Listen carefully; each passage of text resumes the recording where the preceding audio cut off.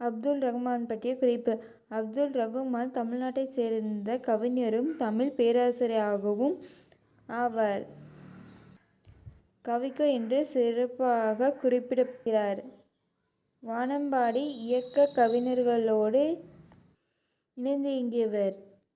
எழுதுபவர்களின் தலைவாயிலில் தம் கவிதை வெளியீடுகளின் வாயிலாக புதுக்கவிதைத் துறையில் நிலைநிறுத்தி கொண்டவர்களுள் அப்துல் ரகுமான் சிறப்பாக குறிப்பிடத்தக்கவர் ஆவார்.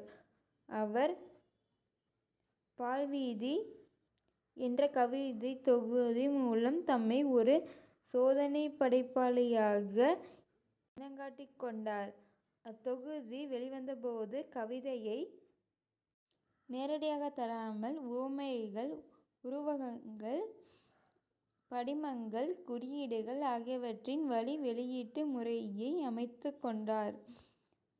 தமிழில் கவிதைக் குறியீடுகள் குறித்து ஆராய்ந்து முனைவர் பட்டம் பெற்றவர்.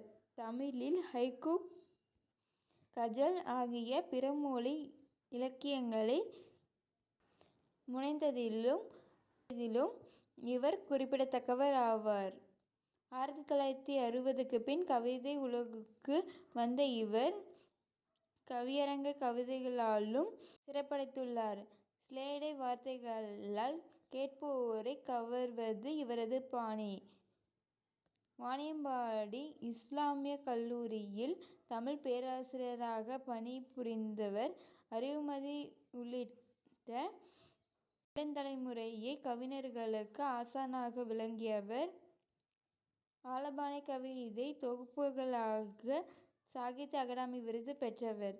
பெயர் அப்துல் ரகுமான்.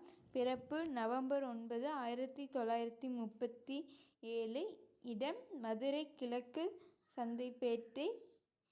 மற்ற பெயர் அருள்வண்ணன். கல்வி கலை முதுவர், முனைவர்.